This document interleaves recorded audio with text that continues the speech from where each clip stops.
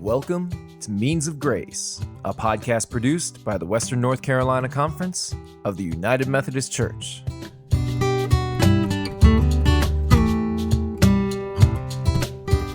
Throughout its history, the church has been led into revival by those on its edges.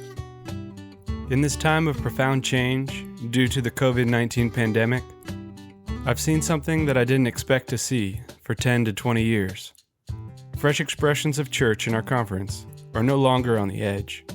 They're right smack in the middle of the conversation about what church must look like today. In this week's conversation with Caitlin McAlhany, you'll hear about her crazy idea to start an outdoor service by Lake Tillery in the first year of her first appointment out of seminary. As countless churches across the country are now adapting to a combination of online and outdoor worship, Caitlin has a 3-year head start on most, and she has much to teach us. Friends, meet Reverend Caitlin McAlhany.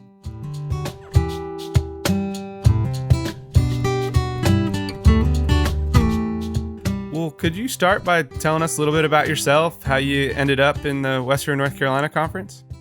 Sure. I grew up in South Carolina, outside of Greenville, and went to college in South Carolina, and kind of knew from a really early age that I wanted to go into ministry, but didn't know what that looked like. And so my senior year of college, applied to divinity school at Duke and got in. And so that was kind of my entry into North Carolina. And once I got there, I fell in love with this conference, and through a couple of field placements, fell in love with Western North Carolina Conference. So I transferred into it while I was in divinity school. That's great. And then tell us about your first appointment and your current appointment. Yeah, so I moved to Albemarle right after divinity school. So this is my first appointment, and the superintendent for this district asked me what was ideal for me in a placement. And I wanted to be fairly close to my family in Greenville. And so I told her if I could be near an interstate in about 2.5 hours, I was good. And then also I love water. So that seemed kind of like a crazy request to put in a placement, but that's where I find my Sabbath and my joy. And so when she told me about this placement, it was 2.5 hours for my family and on a lake. So it was kind of perfect and worked out perfect for me personally and professionally. So I love it here. I've been here.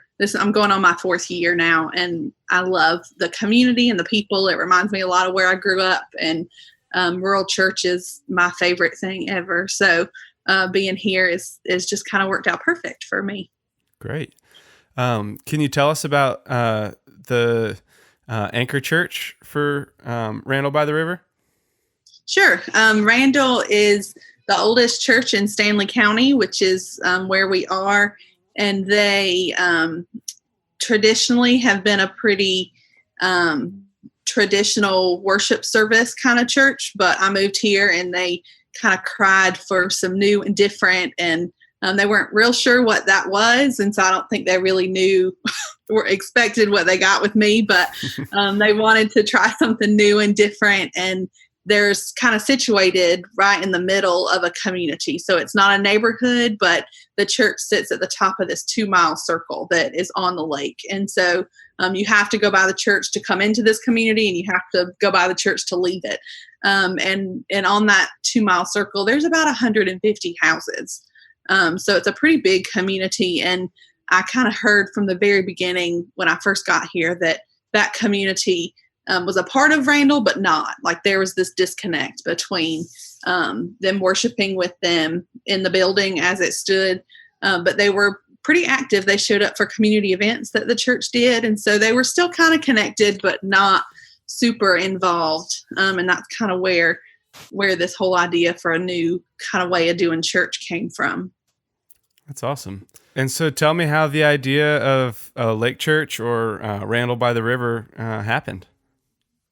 So I did a field ed placement in Lexington during my time in divinity school. And while I was there, the southern end of Lexington is on High Rock Lake. And so there's a ministry there called High Rock Lake Ministry. And it's I guess founded by the Methodist Church, but now it's just become its own freestanding thing, and invites and includes people from all denominations and everybody from the lake.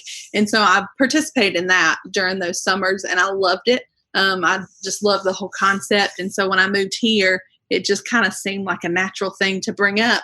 And I remember having our first kind of worship planning retreat.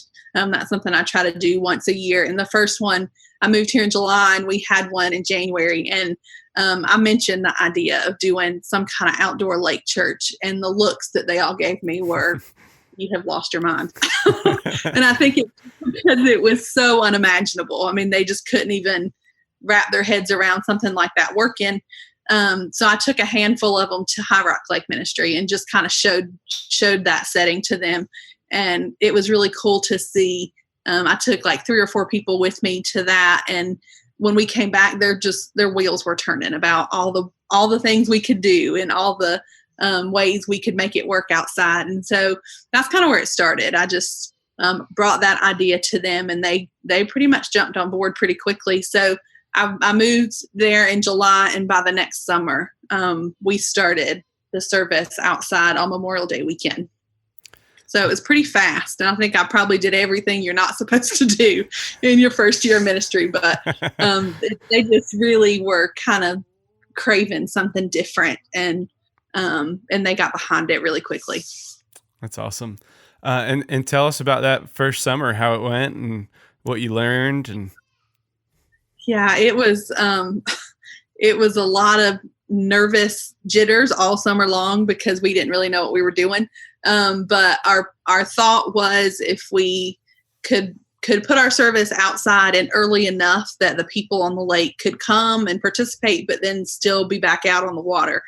Because we have found that about half the people that live around the circle are permanent residents, but half of them are weekenders, and they're second home people. And so they come to the lake to be on the lake and play on the lake all weekend. And a lot of them have to go home on Sunday. So we knew if the service was in the middle of the day, it probably was not going to serve the purpose of welcoming the community very well. So we moved back our service 30 minutes to 9:00 in the morning, and tried to make it as casual as possible. So everything from how we dressed and that sort of thing. Like, there were no slacks and ties by the lake. I mean, everybody kind of wore shorts and flip-flops, and just tried to be really casual.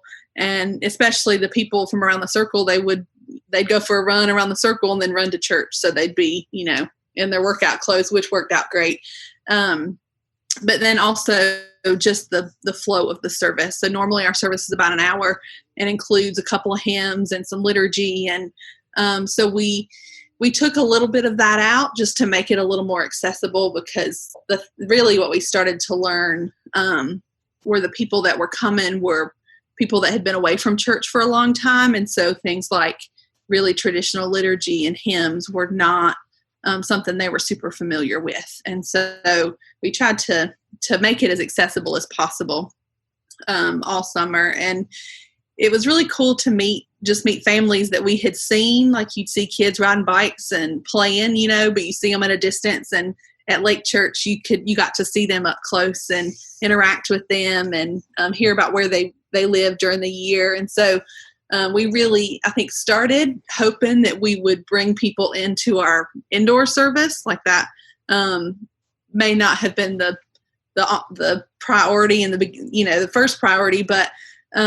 we kind of, I think, hope that they would come. But by the end of the summer, we realized that if we can just serve them while they're there and just be a place for them to worship while they're at the lake in the summer, then that was perfectly okay. And so that's been a really cool thing to see my people kind of come along with that philosophy and kind of mission focused idea that it's okay if they don't come in the winter because they don't live here. Right. So I think that was one of the most beautiful things I learned in the first summer. I want to rewind just a second. You mentioned that that you love water and you love to be around water. Tell us where that came from. So I think it probably came from where I lived in South Carolina. My neighborhood is on a really tiny lake, so until I moved to Durham, I don't think I realized how used to seeing water I was every day. And so I moved to Durham, and there was not a whole lot of that. And I really missed it. And I grew up, my family had a beach house, so I grew up in elementary and middle school going to the beach every weekend. And so water's just kind of always been a part of my life. And it's kind of where I go to be with God. And I realized that I was really missing that while I was in divinity school because it wasn't as accessible. Mm-hmm. So to tell my DS that I needed some water felt kind of crazy, but also not, because it's the thing that's kind of kept me sane over the last couple of years. That's important in ministry. Yeah. That's half the battle. Yeah. Well, what has Randall by the River looked like this summer with social distancing and the pandemic? Yeah. So when it started, I think our natural Methodist reaction is to do everything we can to be as hospitable as we can. So in the first couple of summers, I think we almost overcomplicated outdoor worship a little bit. Like we would get there really early and had this elaborate sound set up and set up all these chairs and like very traditional kind of row, set up, which worked, it was fine. But this summer, we've changed some of that because we're trying not to touch as much as we can. And so we encourage people to bring their own lawn chairs, and that has worked out really well. They can separate, which is a little weird preaching to like pockets of people, but it's also a lot more casual, which I think was kind of our goal in the beginning. And the first couple of summers, we had coffee and refreshments and that sort of thing. It was kind of a way to encourage people to come a little early and mingle, which I loved. And this summer we're not doing that, just, because of all the touching. So we tell people to bring their coffee and their lawn chair, and that has worked out really well. And we encourage people to wear masks. And I don't think there's been a service where people haven't worn them. So it's worked out super well. The other thing we've had to change this summer is music. So usually we have our piano player. It was a whole lot of work on her, but she would bring her keyboard and her amp and all of her sound stuff and set up every week. And it made, because of the distance, so the way our lot is set up, the congregation kind of sit away from me and the pianist anyway. So the distance made singing a little hard. So this year we have kind of cut that out also because we were working our piano player to death, but also to try to cut back on the singing part. We just do recorded music, and that has worked out really well. Like I was really kind of nervous about that and what that would do for the feel of worship, and but it's worked out really well because we've gotten to use things that normally we wouldn't be able to use, songs we wouldn't be able to use, and that sort of thing. Great. So it's been a nice surprise. Yeah. Well, you were doing outdoor worship before it was cool, and so I just wonder what advice do you have for churches that this is their first time doing outdoor worship, as so many churches are shifting to that in the pandemic, and what advice do you have for them? Well, I mean, I think in the beginning, when we first started doing this, our purpose was to reach out to our community, and we realized that the building was a hindrance to that, for, whatever it's worth, good, bad, or indifferent. That was the thing that was keeping people from our community from coming inside. So, it was an exciting thing to be able to do something that made people more comfortable to be in worship. And so now we're sort of, I hate saying forced, but we're kind of forced to be outside. And so putting the whole idea of church is not the building into practice, I'm sure is hard for people, like it was for mine in the very beginning, hard to wrap your minds around, because it's being inside for worship is something we're all really comfortable with. But I guess my as corny advice as it probably sounds is to encourage people to really embrace the idea that being outside literally puts your faith on display for the world. And that's a really beautiful thing. I mean, you drive by churches when they're gathered in their parking lots and worshiping outside, and you get to see what they really do and what they believe. And I think that's a really cool statement to our community and our world. Absolutely. Were there any kind of, I don't know, like practical, really like super practical things that you realized that first year, like with the microphone or with the, just all these little things that you wouldn't think of until you start worshiping outside? Yeah, I knew nothing about sound stuff. And so, and I'm kind of a big thinker. And so when I came to my worship committee and I was like, yeah, we could do this outside and we can sing and we can have all these things. And the guy that runs my sound is like, do you know what that entails? And like, it didn't even cross my mind that to have a microphone, you'd also need speakers to project to the, so that was, I was grateful for people that knew more than I did that could kind of help us get that settled. But we've simplified that too, since we're not doing live music anymore. It's cut down on just the amount of equipment that we need. And I think that's one of the biggest things I've learned this summer is that we didn't need as much as we thought we did. We started out with a whole lot of sound stuff that I still don't know a lot about how to work. Mm-hmm. But now we have my lapel mic. Like that's a thing that I think is really necessary if you're going to worship outside, because no amount of yelling, I don't think will make it really audible for everybody. So, but that's really all we're using now is my mic, and we have a couple of speakers set up. That's great. So keep it simple. Yeah, as simple as possible. And it'll also make everybody's lives a lot easier. I want to talk a little bit more about the kind of way that switching to outdoor worship almost automatically shifts to becoming more missional, more focused on people outside the church. So what, besides people that drive by, how else has your church sought to invite new people when worship moved outside? We unintentionally became very kind of inward focused. The people that came into our building were our mission field. And so now being outside, from where the church sets to where our lakefront lot is, you have to drive by people's houses. And I have noticed that our prayer concerns have changed because there's a couple of houses that sit right next door to our lot. And when we're out there worshiping, we can see those people on their back porch, and we know what's happening in their lives. So one of them was really sick, and so they kind of made it onto our prayer list, and I'm not sure that would have happened had they not really been upfront and in our face through worship. But also we have a prayer box that we put at the top of our Lake Church lot. And the first summer we thought we were just going to leave it in the summer, but it was being used so much that we've left it all year. And so it's been really cool to, like a couple of weeks ago, I was at the church and somebody drove by on a golf cart, and he stopped and said hello and introduced himself. I had never seen him before in my life. And he said, "You're the preacher of those lake worship people, right?" And I said, "Yeah, that's me." And he said, "Y'all do that prayer box?" I said, "Yeah, we've left it."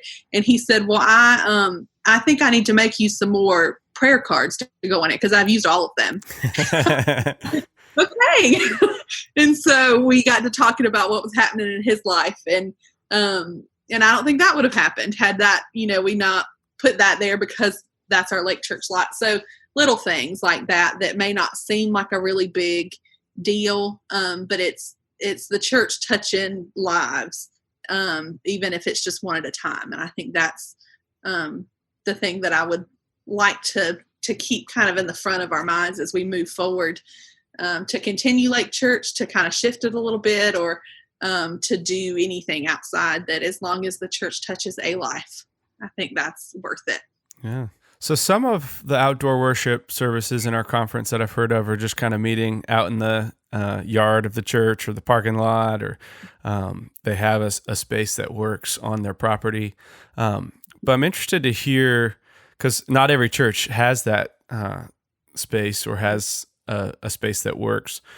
What was it like to find a space that's not directly on the church property. How did your church people respond? How did you come across this lot next to the lake?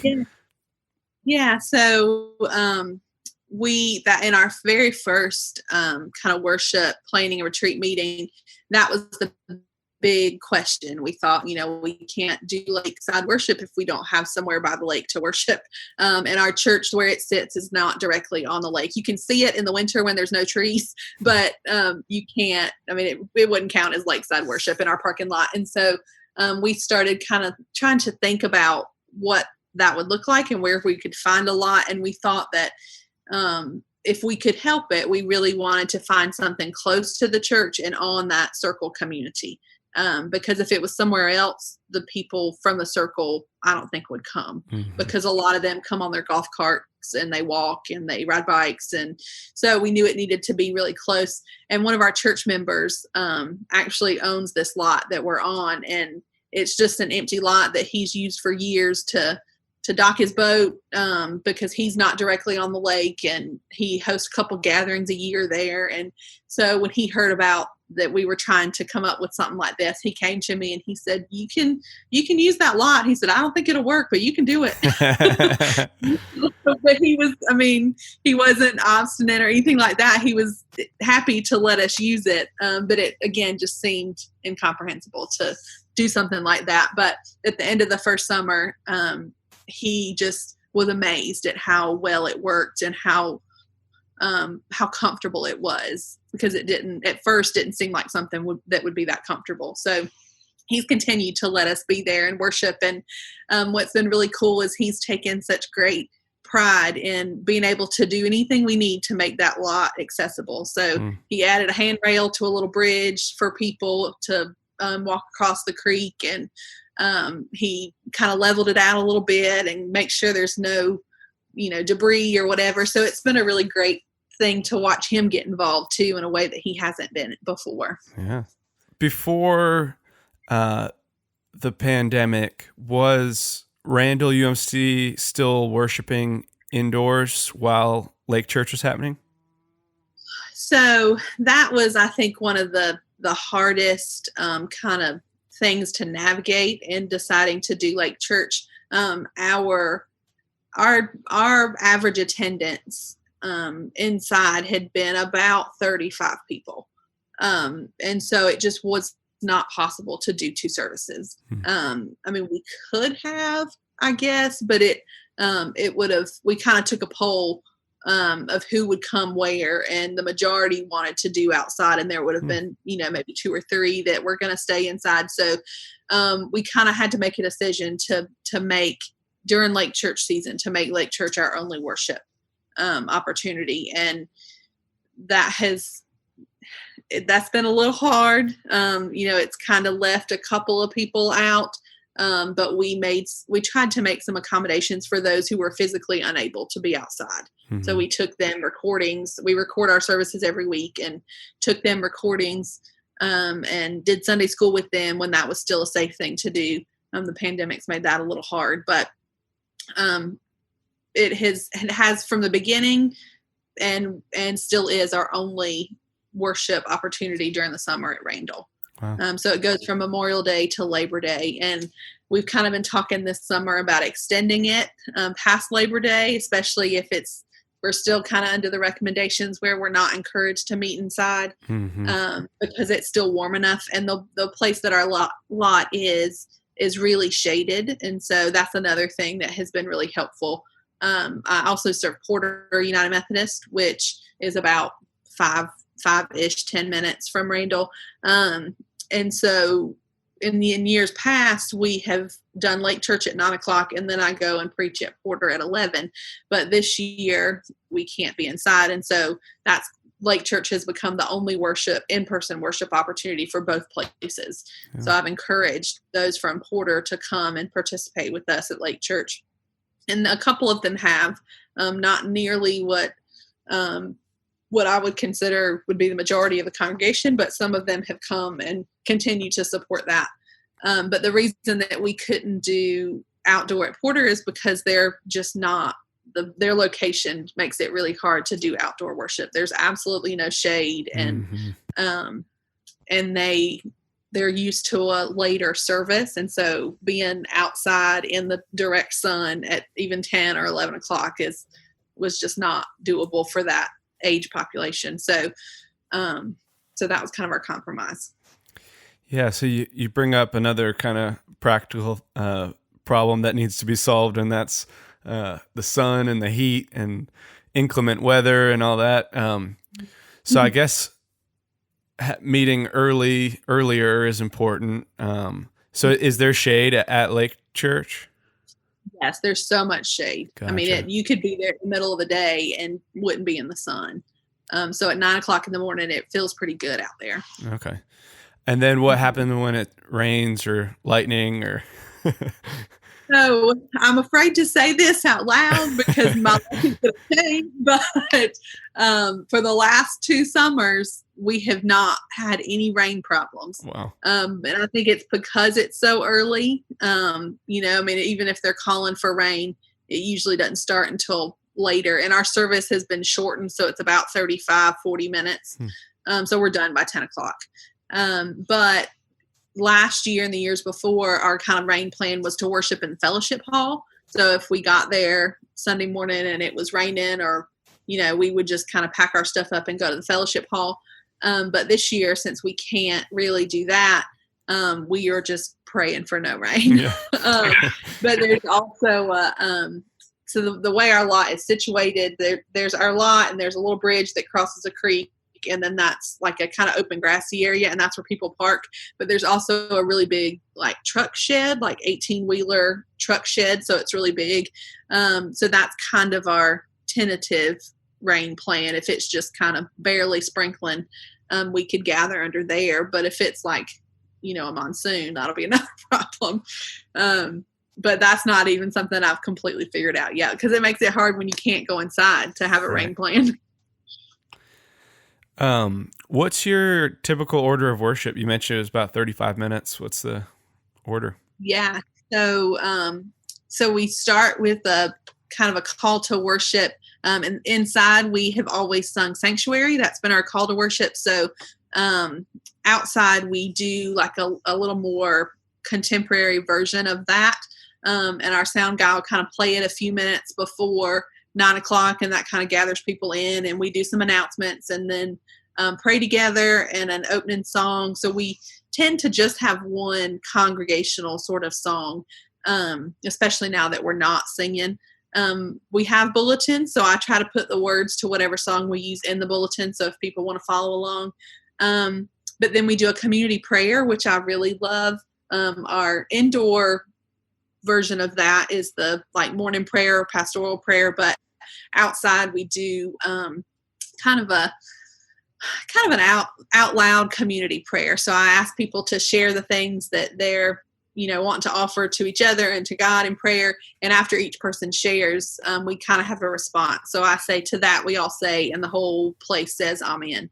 And so we go through everybody's concerns and close with the Lord's Prayer. So that's still a pretty familiar kind of prayer pattern for our people that have been in church forever, but also not something that's really scary for people that haven't been, or intimidating rather.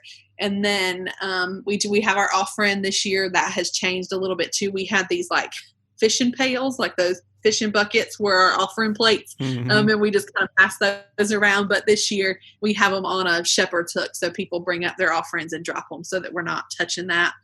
And we pray over that, and then I preach, and sometimes I tend to really like songs. God talks to me a lot through songs, and so if there's one that kind of really goes with what I have preached on, we close with that. But if not, that's the end of our service. So it tends to be, I don't know, about 35 to 40 minutes. Awesome.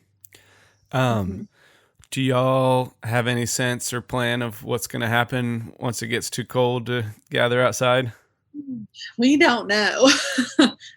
We have been, so since the pandemic, I have been kind of plunged into the world of online worship. And so I'm still doing that. That's, I kind of post a YouTube video or YouTube link every week. And that has continued even with Lake Church, because there's a lot of especially now that it's a joint effort. There's a lot of people that are not doing in person yet. So I'm thinking that'll continue. I mean, that's kind of become a norm now. Mm-hmm. And I have constantly tried to think of ways to include the congregation in online worship. So including them in prayers or music or whatever has been a really helpful thing to kind of make them feel connected with that. So that'll continue, I think, once it gets cold. But I'm thinking in our years past, we could have probably stayed outside through October. So maybe that can just be our plan. Mm-hmm.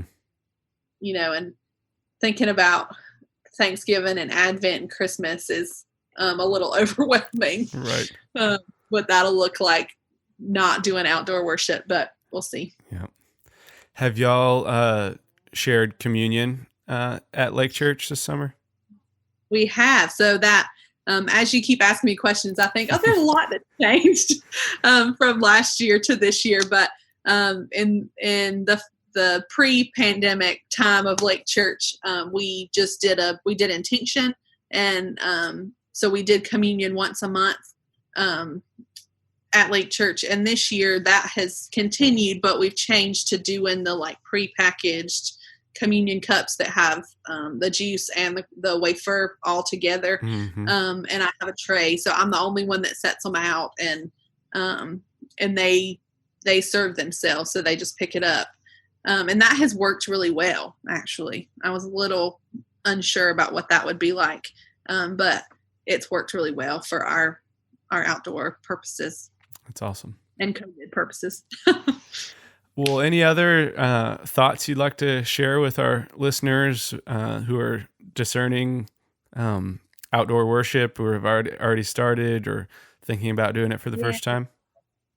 Yeah, I guess I just would like to encourage people to see the joy in it and the hope in it, even though it's different and new, and there's a lot of uncertainty about how to do it well, and there's a lot of things that'll change, things that we're not used to doing because we have to be outside versus when we were inside. But there's a lot of joy in it. I found that I love outside worship and love being able to hear the birds and the trees and the squirrels, and it's different, but it's really great. And I have seen it do really great things in the community that we are in. So I guess I would hope that everybody across the conference that is having to kind of face this decision now could see the hope in it and the joy that, even though it's different, could do really great things for the congregation and the communities that they're in. Amen. Well, thank you so much, Caitlin, for taking time to talk to me and to share your experience and share your ministry with us. It's just love how something that was a crazy idea 3 years ago is now the new normal. So you went from the fringes to the right smack in the center. Well, thank you so much for asking me to be a part of this. I appreciate that. Absolutely.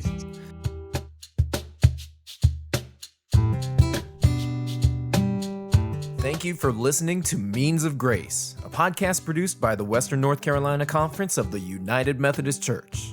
We hope you've enjoyed listening to these podcasts and use them as a way to stay connected to our community. Remember to subscribe to Means of Grace for free on Apple Podcasts, Spotify, or wherever you get your podcasts. Please leave us an honest rating and a review. It helps others find this podcast. Follow the WNCC on Facebook, Instagram, and Twitter at WNCCUMC. That's WNCCUMC. Means of Grace is produced by the Western North Carolina Conference of the United Methodist Church and Gojo Studios.